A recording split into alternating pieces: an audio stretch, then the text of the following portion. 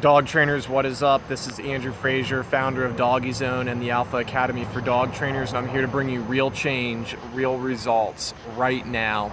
And what I'm going to share with you this evening is a little bit about how to make sure that the people you're training are getting the most out of it. A lot of people ask me when I'm training them, how many people should be involved in the dog's training? Is that a question that you've got? People ask you, if their family can be involved in the training, or are you as a family wondering who in the family should be there to participate in the training? Well, here's the reality. There's got to be one person who's leading the training. There really does.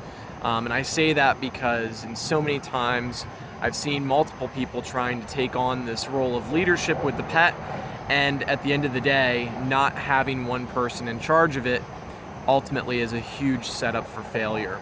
Because there's got to be somebody leading, right? There's got to be one person who's constantly focused on the outcome of getting the dog completely trained.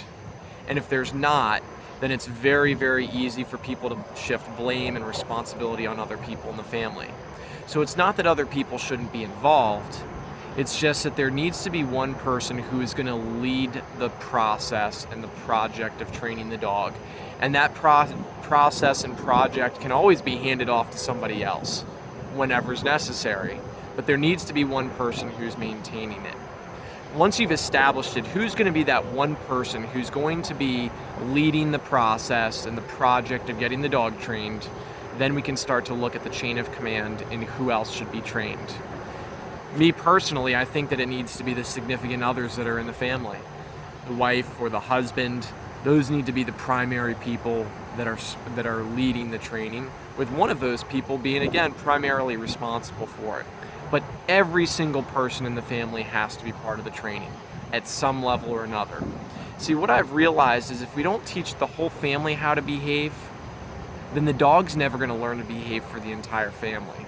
And what we want to do is we want to create a dog that's not only well trained for a couple of people, but a dog that's well trained for everybody that it meets. And it all starts at the house. And when we have one person who's doing a great job of training the dog and we have other people who are not, what's happening is they're automatically sabotaging the dog's training whether they want to or not, because they're not communicating with the dog in the form and fashion that the rest of the family or the other person is doing the training. So my suggestion is get real clear with your clients. Create that in the very beginning.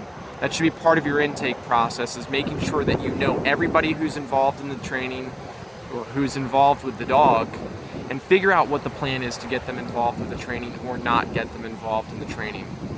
That's what I wanted to share with you, because I think that if you master this and if you get more of the families involved, it will change the level of results that your clients receive. And not only does it change the level of results your client receives, but also it's more than one person talking about you. It's not just the one person who's attending the lessons or the class. It's the entire family that's talking about you. The kids are talking about you at school. Everybody's on the same page. Everybody's happy, and it's a win-win situation.